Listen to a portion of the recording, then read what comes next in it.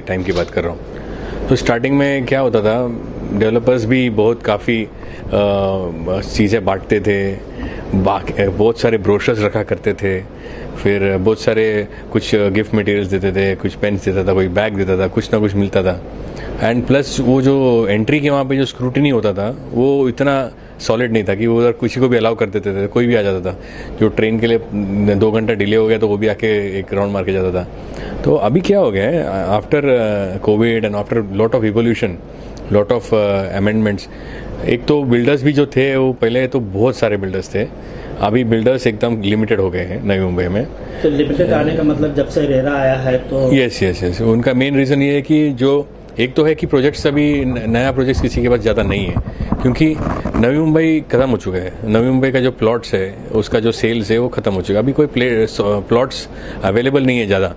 और जो कुछ एक आध अवेलेबल होते हैं वो सिडको टेंडर करती है तो बहुत हाई रेट में जाती है, तो काफ़ी बिल्डर्स ने तो टेंडर देखना भी बंद कर दिया, क्योंकि इतना हाई रेट में जो जिसको लेना है वो ले ले, क्योंकि हाँ वो गणित बैठता नहीं है और इतना रिस्क किसी को लेना नहीं है, क्योंकि सबने अपना अच्छा बना दिया है। और मेन मुद्दे की बात यह है कि अच्छे लोकेशन का प्लॉट्स अभी ख़त्म हो चुका है। तो अभी सब जो लोकेशन है या तो खारगर में है या तो उलवे के एंड में है या फिर अपना तलोजा साइड में है, तो ये सब प्लॉट्स में वहाँ पे बहुत सारा डिमांड है और उधर लोगों का भी डिमांड है, क्योंकि अभी भी सस्ता मिलता है, फ्लैट्स अवेलेबल हैं।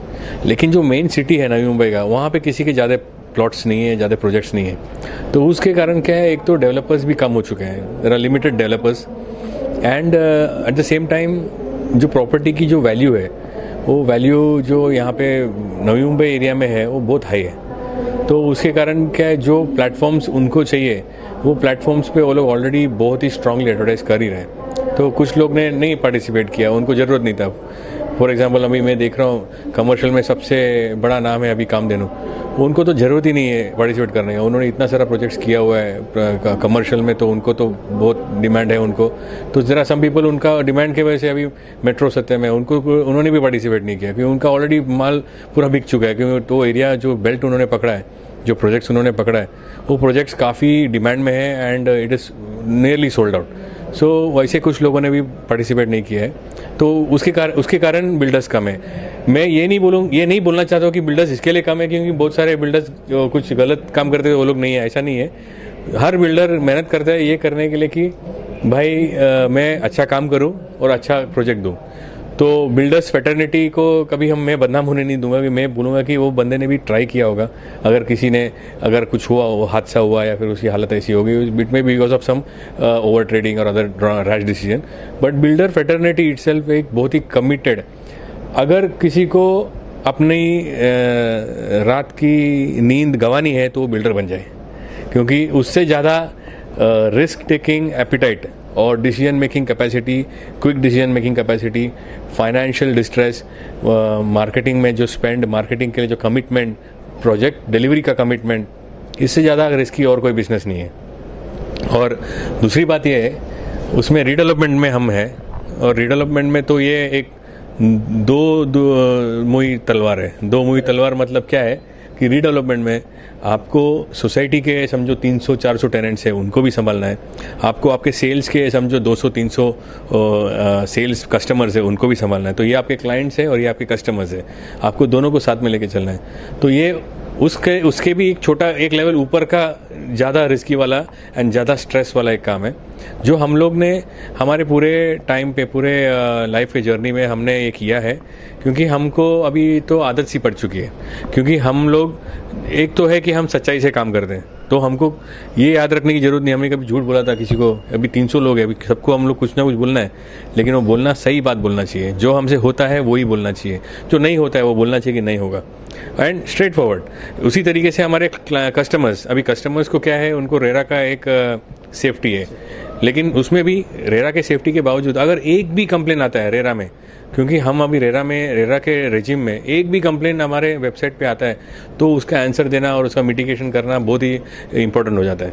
तो ये जो काम अभी चल रहा है हमारा, तो रीडेवलपमेंट में हम जो कर रहे हैं उसके लिए ये जो प्लेटफॉर्म हमने लिया है, ये टाइटल स्पॉन्सरशिप लिया है इसके लिए, क्योंकि नवी मुंबई एक बहुत ही अच्छे नोड पे है।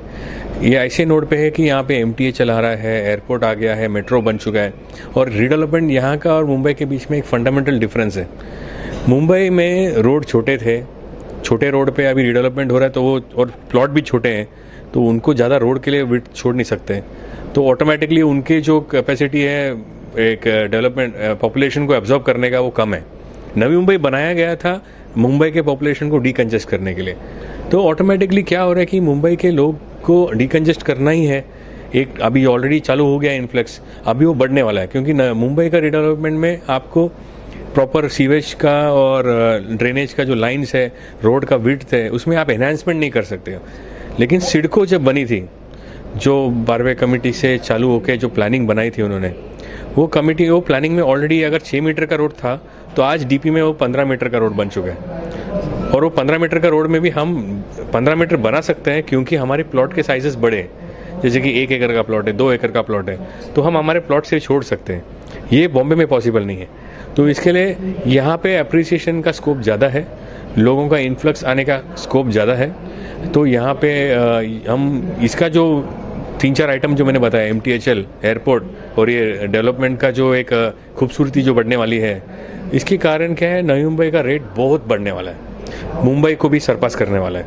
बहुत ही कम टाइम में आप देखोगे कि हमारा रेट्स जो है वो अलग लेवल पे पहुंच गया है, चेंबूर के भी आगे, घाटकोपर के आगे, धीरे धीरे बांद्रा, साइन सब एरिया तक पहुंच जाएगा।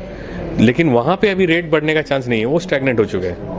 तो इसके लिए हमको ये ज़रूरी था कि हम नवी मुंबई के लोगों तक ये बात पहुँचाए। इसके लिए हमने ये टाइटल स्पॉन्सरशिप लिया, ताकि नवी मुंबई के लोगों को हम बुलाए, इन्वाइट करें और उनको समझाए कि देखो ये यहाँ पे आइए, और ये एक सेकंड मौका है, ये मौका का लाभ उठाइए, एंड आपका एक दिल का एक जो अपना घर सपना है, घर का सपना है, वो उसको पूरा कीजिए। सारे बैंक्स, अभी बैंक्स भी बहुत प्रोएक्टिव हो चुकी है। SBI ने हमारा फाइनेंशियल पार्टनरशिप का स्टॉल लिया हुआ है, वो हमारे फाइनेंशियल पार्टनर यहाँ पे स्पॉन्सर है।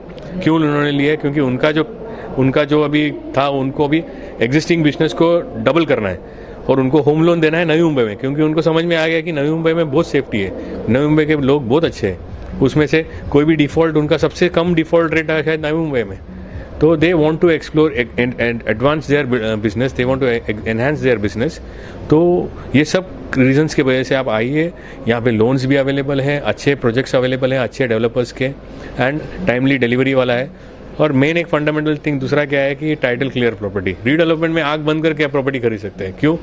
क्योंकि कोई फ्री होल्ड लैंड या फिर 12.5% या 22.5% का प्लॉट अगर कोई खरीदता है, वो किसी के पास से खरीदता है, 3-4 चेन ऑफ डॉक्यूमेंट्स होता है, उसमें से खरीदता है, उसके अंदर किसी का कुछ केस हो गया, किसी का कोई हेयरशिप का मैटर हो गया, कुछ भी हो गया। ये तो सिडको का प्लॉट था, गोल्ड प्लॉट है, सोसाइटी को दिया हुआ। इसमें आप आंख बंद करके आप प्रोजेक्ट में इन्वेस्ट कर सकते हैं, और आपको इसमें एक सक्सेसफुल प्रोजेक्ट, एक फ्लैट मिल सकता है एक छोटे रेट में। और दूसरा, हमारा जो रेट्स भी है, हम लोग कॉन्ट्रैक्टर्स हैं, हम लोग सिविल इंजीनियर्स हैं, इलेक्ट्रिकल इंजीनियर्स हैं, हम लोग कॉन्ट्रैक्टिंग करते थे।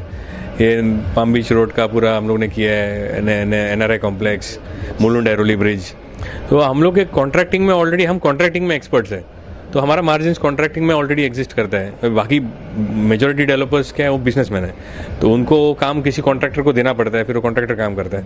हमारे केस में, because we are a contractor ourselves, हमारे मार्जिन्स कम रहते हैं, हमारा मार्केट रेट से हम थोड़ा अच्छे रेट में हम दे सकते हैं आपको। तो ये सब चीज़ें हैं, ये सब एक कॉम्बिनेशन ऑफ आइटम्स हैं। आप आइए, you will get the best deal. And ये लास्ट डे है, और आज तक हमारा अभी 18 बुकिंग्स हो गया है, तो we are happy. And plus और भी बुकिंग्स अभी लाइन में है, एक एक करके हर एक घंटे में एक बेल बज रहा है, तो काफ़ी अच्छा डिमांड था और काफ़ी अच्छा एग्जीबिशन रहा हमारे लिए। That's it.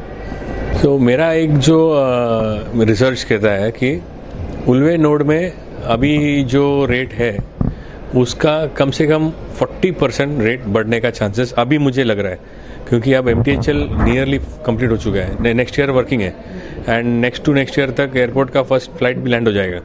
तो मुझे ऐसा लग रहा है कि 1 साल का होराइजन में 40% का एप्रिसिएशन मिनिमम मेरे रिसर्च से मुझे लग रहा है। इसके लिए हमने वही एरिया में, हमने मोसारे करके जो पुष्पक नगर के जो बाउंड्री है, वो एरिया में हमने काफ़ी लैंड लेके रखा है।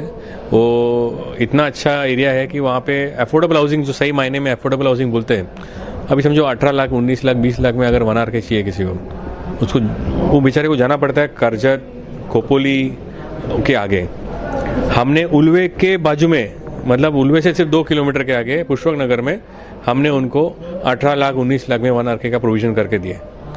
और ये एक सच्ची में एक चैरिटी है कि, लेकिन हम लोग को एक करना था क्योंकि हमको CSR एक्टिविटीज़ के अंदर में भी करना था, प्लस हमको कुछ ITC का भी प्रोजेक्ट्स करना था। वो हिसाब से हमने प्रोजेक्ट मेरे पिताजी ने इन्विजन किया था, क्योंकि हमारे भी कुछ स्टाफ है, उनको भी बस भी अभी इतने साल से काम कर रहे हैं, वाशी में काम कर रहे हैं, उनके पास घर नहीं, उनको दूर से आना नहीं पड़े इसके लिए। तो और लोन 95% लोन अवेलेबल है, तो इसके लिए वो भी प्रोजेक्ट हम डिस्प्ले पे रखे हैं ना, पूरा हम लोग रखे हैं। दिसंबर महीने के बाद में जनवरी में हमारा एक प्राइस रिवीजन होने वाला है, क्योंकि मैं जानता हूँ कि एग्जीबिशन के बाद में इसका एक ट्रिकल इफेक्ट बोलता है उसको, ट्रिकल मतलब पानी ऐसा फ्लो होता है ना, तो वहाँ पे स्टार्टिंग में पानी, वहाँ पे एग्जीबिशन था, एग्जीबिशन से थोड़ा टाइम तक ये ट्रिकल होगा, तो ये इन्फॉर्मेशन भी ट्रिकल होगा, लोगों का भी ये अवेयरनेस ट्रिकल होगा। अभी लोग आज आके गए हैं संडे को, आज शायद वो लोग आने वाले हैं वापस। कोई लोग ने फ्राइडे को देख के गए थे, संडे को फैमिली को लेके आए और अभी डिसीजन लेने के लिए आ जाने वाले, तो लाइंड अप है। तो कुछ लोग शायद नेक्स्ट वीक में आएंगे, मतलब ये वीक में आएंगे या फिर न्यू ईयर के पहले आएंगे, क्योंकि उनको कैपिटल गेंस का भी इशू रहता है कि ये साल के अंदर में ये साल में लिया है मैंने, फाइनेंशियल ईयर एक हो गया, इकोनॉमिकल ईयर ये हो गया, तो उसमें वो लोग लेना चाहते हैं, तो they will take a decision and we have kept it open till December. So दिसंबर महीने तक हम लोग ये पूरा ये ऑफर्स चलाएंगे। And market price is anyway going, ऊपर जा रहा है, वो रुक नहीं रहा है, तो दैट वो जैसे जितना रिवीजन होगा उतना थोड़ा रिवीजन तो हम करेंगे, लेकिन ये offers are available for everyone. BNM, I am part of BNM also, CREDAI. My father was among the few of the founders. Starting से we were in the first exhibition से हम लोग साथ में हैं।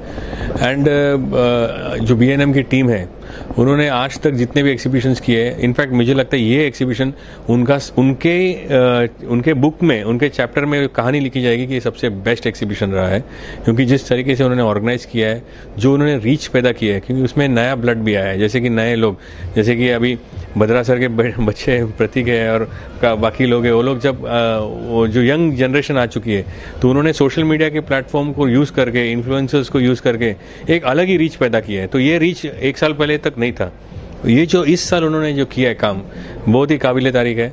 एंड मैं तो बोलता हूँ जो रेस्पॉन्स हमने एक्सपेक्ट भी नहीं किया था इतना रेस्पॉन्स। हमने सोचा था कि एक ब्रांडिंग का एक एवेन्यू है, ब्रांडिंग होगा, बट ब्रांडिंग तो हो रहा है, लेकिन उसके साथ में इतना अच्छा रेस्पॉन्स जो मिला है, इट इज़ वेरी ट्रेमेंडस।